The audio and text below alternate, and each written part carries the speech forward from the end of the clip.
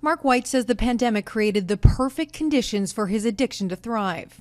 I started to really self-isolate in my garage, and the using just got um, out of control. I couldn't go some 5 minutes without putting a drink or a drug in my body.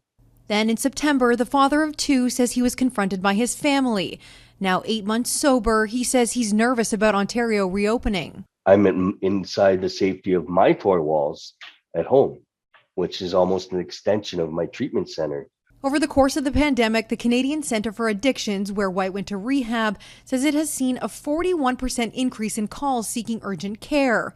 In the fall, it will open a new facility to try and keep up with growing demand experts expect to continue to see post-pandemic. If you're used to just sitting at home, working from home, and then now you have to go and be social and engaged in a work environment, that can be triggering for a lot of people. According to Statistics Canada, boredom, stress, and loneliness were some of the main reasons Canadians chose to use a substance in lockdown.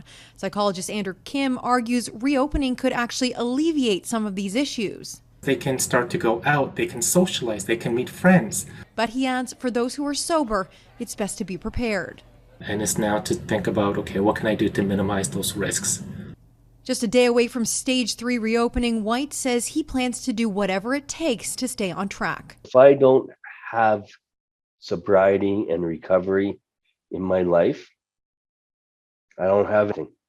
This week, Statistics Canada also revealed throughout the pandemic, overdose and alcohol-related deaths increased in Canadians over 65. Experts say if we want to get a handle on those numbers moving forward, we have to ensure that services aren't overwhelmed and people who need access to them can get it. Jamie Mauracher, Global News, Toronto.